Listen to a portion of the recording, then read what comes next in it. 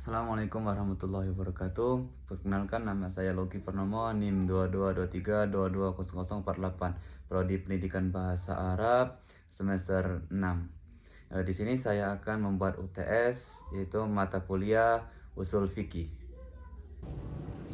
Baik, yaitu makalah pertama tentang definisi usul fikih.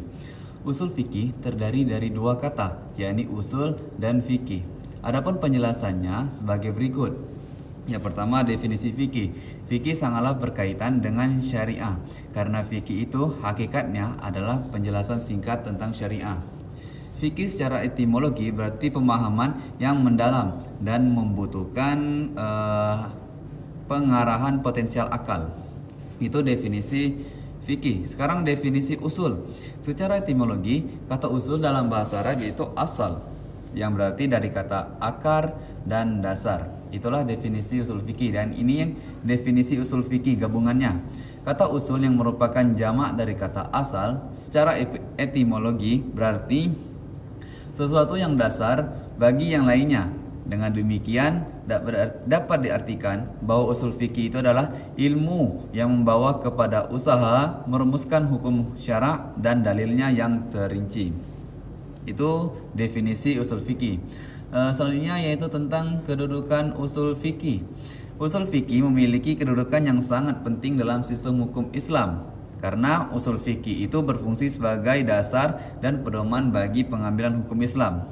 Dengan kita mempelajari usul fikih, seseorang mujtahid atau bisa kita katakan ahli hukum Islam dapat memahami bagaimana cara mengambil hukum yang hukum dari sumber-sumbernya seperti Al-Quran, As-Sunnah, Ijma' dan Qiyas.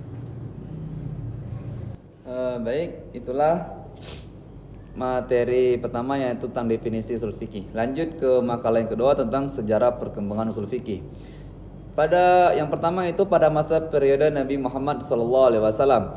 Ketika Rasulullah masih hidup, tuntunan yang diperlukan dan jalan keluar untuk berbagai masalah itu diselesaikan dengan cara baik, entah melalui wahyu atau keputusan langsung dari Rasulullah. Ketika itu, sumber hukum Islam hanya Al-Quran dan hadis. Hukum yang ditetapkan dalam Al-Quran atau hadis terkadang berbentuk jawaban dari suatu pertanyaan atau karena munculnya suatu kasus. Dalam beberapa kasus Rasulullah SAW. Yang kedua itu pada masa sahabat. Meskipun kenyataannya sejarah fikih merupakan produk ijtihad lebih dahulu dikenal dan dibukukan dibandingkan dengan usul fikih. Namun menurut Muhammad Abu Zahroh, usul fikih dalam praktiknya itu telah muncul dalam bebarengan dengan munculnya fikih. Yang ketiga itu pada masa tabi'in. Pada masa tabi'in, metode istinbat menjadi semakin jelas dan meluas disebabkan tambah luasnya daerah Islam, sehingga banyak permasalahan baru yang muncul. Lanjut tentang aliran mutakallim dan aliran fuqaha juga muncul pada masa tabi'in, disimpulkan dari karya fikihnya. Ini itu tentang pembukaan usul fikih. Ilmu usul fikih belum muncul di permukaan sebagai disiplin ilmu. Alasannya, pada abad pertama, ilmu usul fikih belum dirasa diperlukan untuk dirumuskan dan dijadikan sebagai disiplin ilmu yang terangkum dalam sebuah buku tertulis. Baik, selanjutnya tentang aliran-aliran dalam usul fikih. Dalam sejarah perkembangan usul fikih itu ada dikenal dua aliran yang terjadi, antara lain akibat adanya perbedaan dalam pembangunan teori usul fikih untuk menggali hukum Islam. Dua aliran tersebut yaitu adalah yang pertama aliran mutakallim. Aliran mutakallim ini disebut dengan Tarokiyah Syafi'iyah. Menurut aliran ini, setiap muslim harus mendasarkan aktivitas hidupnya pada Al-Quran dan hadis.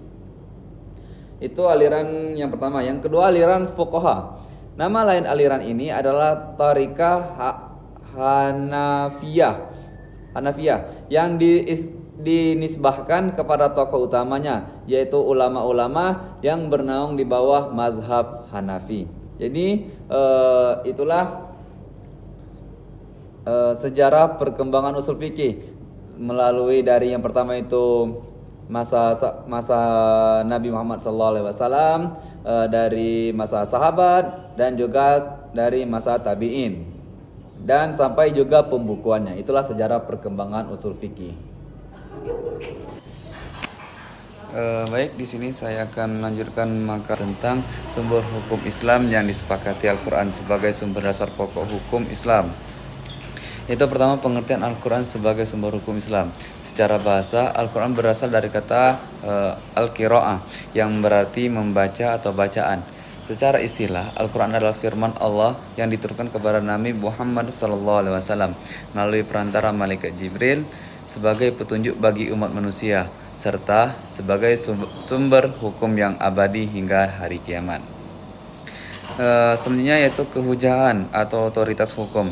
Al-Quran memiliki otoritas hukum kehujahan yang mutlak dalam Islam karena merupakan firman Allah yang terjamin kebenarannya dan tidak dapat diubah. Yang pertama, Al-Quran adalah kalamullah yang terjaga keasliannya. Yang kedua, Al-Quran sebagai pedoman hukum utama. Kemudian yang ketiga itu adalah Nabi Muhammad SAW menjadikan Al-Quran sebagai sumber hukum.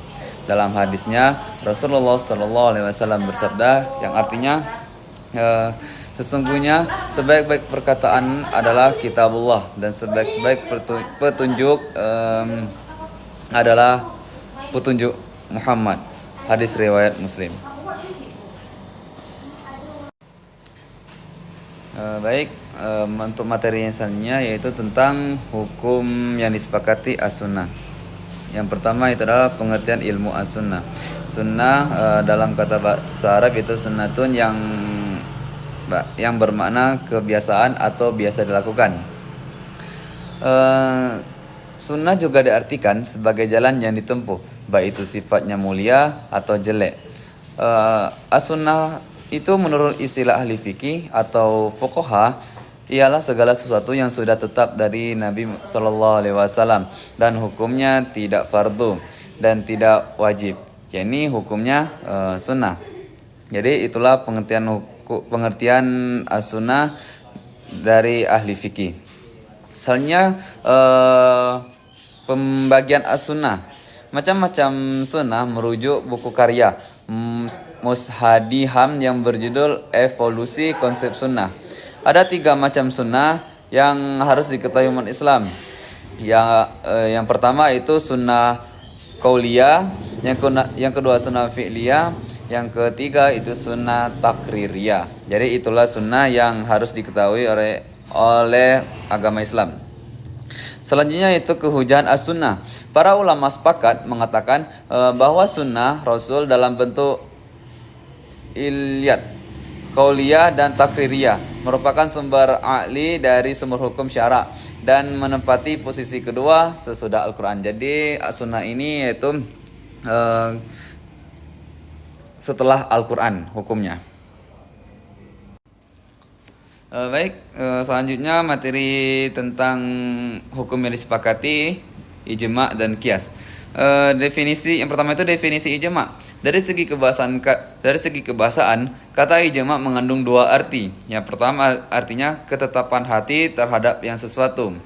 Yang kedua, ijma' itu bermakna kesepakatan terhadap sesuatu. Itulah definisi ijma' yang mengandung 2 arti. Selanjutnya yaitu definisi qiyas. Secara etimologi, qiyas berarti mengira-ngirakan atau menyamakan. Ketika ada mengungkapkan atau mengkiaskan, berarti mengira-ngirakan atau menyamakan sesuatu terhadap sesuatu yang lain. Secara terminologis, menurut ulama usul fikih, qiyas adalah menyamakan sesuatu yang tidak ada nas hukumnya dengan sesuatu yang ada nas hukumnya. Karena adanya persamaan ilat hukum. Jadi itulah definisi ijma' dan qiyas. Selanjutnya itu ada kedudukan ijma' dan qiyas. Sebagai sumber hukum, yang ketiga adalah ijma' setelah Al-Quran, as-sunnah dan ijma'. Jadi ijma ini bisa dilandaskan hukum dalam menentukan hukum Islam diatur oleh Al-Quran dan Sunnah. Yang itu adalah selanjutnya kias sebagai sumber hukum. Kias ini sebagai sumber hukum yang menduduki keempat setelah Al-Quran, As-Sunnah, dan Ijma. Apabila kalau kita membandingkan yang mana lebih diutamakan, yaitu kias. Karena kias itu adalah gabungan dari Al-Quran, As-Sunnah, dan Ijma. Kalau Ijma itu cuman Al-Quran dan As-Sunnah. Jadi yang lebih unggul menurut saya itu adalah kias. Karena dia gabungan dari Al-Quran, As-Sunnah, dan Ijma. Yang selanjutnya itu adalah macam-macam kias dan Ijma. Menurut para sarjana hukum Islam, lihat dari cara memperolehnya ijma dibagi menjadi dua, yaitu ijma sorih dan ijma sukuti. Selanjutnya itu kias dapat dibagi menjadi tiga, yaitu pertama kias aulawi dan kias musawi dan kias mauzan, kias adwan. Jadi itulah macam-macam kias. Kalau ijma ada dua, yang kias itu ada tiga. Baik, selanjutnya itu materi tentang sumber hukum Islam yang diperdebatkan, yaitu istihsan. Yang pertama adalah pengertian istihsan. Al-istihsan secara etimologi berasal dari kata hasuna yahsunu husnan, yang bentuk masdarnya itu al-husnu. Artinya kebaikan lawan dari keburukan. Kemudian ada beberapa penambahan huruf menjadi istihsan, artinya menganggap baik terhadap sesuatu. Meskipun sesuatu itu menurut orang lain tidak baik, sedangkan istihsan menurut istilah adalah berpaling dari dalil syariat yang sudah ditetapkan atas suatu peristiwa atau perilaku menuju ke hukum yang lainnya. Pengertian ini merupakan pendapat ulama usul secara umum. Jadi itulah definisi istihsan. Selanjutnya itu kehujan istihsan. Apabila ditelusuri sejarah munculnya istihsan sebagai dalil hukum, maka ia berawal dari persoalan penerapan kias sebagai dalil hukum. Kenyataannya, beberapa hal kias tidak dapat difungsikan karena ketidakrelevannya karena tidak dengan relevannya. Selanjutnya itu macam-macam istihsan. Abdul Karim Zainan dalam bukunya Al-Wajiz Usul Fiqih membagikan istihsan dari segi sandaran dalilnya dibagi menjadi beberapa macam. Yang pertama itu istihsan dengan nas, yang kedua istihsan yang disandarkan kepada ijma, yang ketiga istihsan dengan urf. Jadi itulah definisi istihsan dan kehujan istihsan dan macam-macam istihsan. Baik, lanjut ke materi yang ketujuh, yaitu tentang sumber hukum yang tidak disepakati. Yang pertama, pengertian maslahah mursalah. Maslahah secara etimologi, maslahah sama dengan manfaat, baik dari segi lafal maupun makna. Maslahah dapat juga diartikan sebagai manfaat atau suatu pekerjaan yang mengandung manfaat. Apabila dikatakan bahwa perdagangan itu suatu kemaslahatan dan menuntut ilmu itu suatu kemaslahatan, maka hal tersebut berarti bahwa perdagangan dan menuntut ilmu keduanya itu penyebab diperolehnya manfaat lahir dan batin. Jadi itulah definisinya. Yang kedua, macam-macam maslahah. Para ahli usul fikih mengemukakan beberapa pembagian maslahah. Dilihat dari beberapa segi tinjauan. Pertama, tinjauan dari segi prioritas penggunaannya. Yang kedua, tinjauan dari segi cakupan atau kandungannya. Yang ketiga itu tinjauan dari segi dapat berubah atau tidaknya. Dan keempat, tinjauan dari segi keberadaan maslahah menurut syara. Itu dia. Yang selanjutnya itu tentang contoh-contoh maslahah mursalah dalam kehidupan. Yang pertama, tindakan para sahabat dan fuqaha di masa lalu.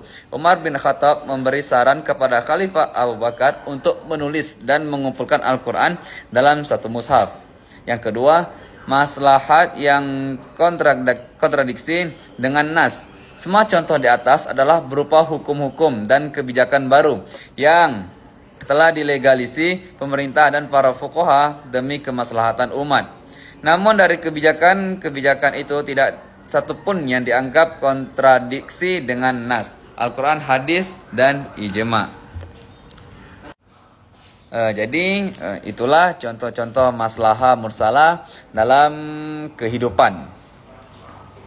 Baiklah, materi selanjutnya yang terakhir itu sumber hukum yang diperdebatkan atau istishab. Pengertian istishab secara harfiah berasal dari bahasa Arab yang berarti mempertahankan atau menyertakan sesuatu yang sudah ada sebelumnya. Dalam konteks fikih, istishab merujuk pada prinsip hukum yang digunakan untuk mempertahankan suatu keadaan yang telah ada sebelumnya hingga ada bukti atau dalil yang mengubahnya. Definisi istishab adalah sebuah prinsip hukum dalam fikih Islam yang menyatakan bahwa suatu keadaan yang telah ada sebelumnya akan terus berlanjut hingga ada bukti atau argumen yang mengubahnya. Sedangkan istishab secara terminologi beberapa ulama mengeluarkan pendapatnya. Salah satunya yaitu Ibnu Qayyim Al-Jauzi, yang mana katanya tetapnya sebuah ketentuan yang sebelumnya sudah menjadi suatu ketentuan atau tetapnya sebuah larangan yang sebelumnya sudah menjadi larangan. Itu menurut salah satu ulama. Ya, selanjutnya sumber hukum yang diperdebatkan saddu zariyah. Yang pengertian saddu zariyah secara bahasa kata sad az-zariyah merupakan gabungan dari dua padanan kata dalam bentuk mudhaf ilaih yang terdiri dari kata saddu dan az-zadiyah. Kata yang pertama berasal dari kata kerja yaitu sadda yasdi, yang berarti kebalikan dari membuka. Sedangkan kata az-zariyah bermakna sarana, tujuan, wasilah, dan jalan. Jadi itulah materi yang sudah saya sampaikan semuanya. Jikalau ada kesalahan saya mohon maaf, kepada Allah saya mohon ampun. Wabillahi taufiq wal hidayah. Wassalamualaikum warahmatullahi wabarakatuh.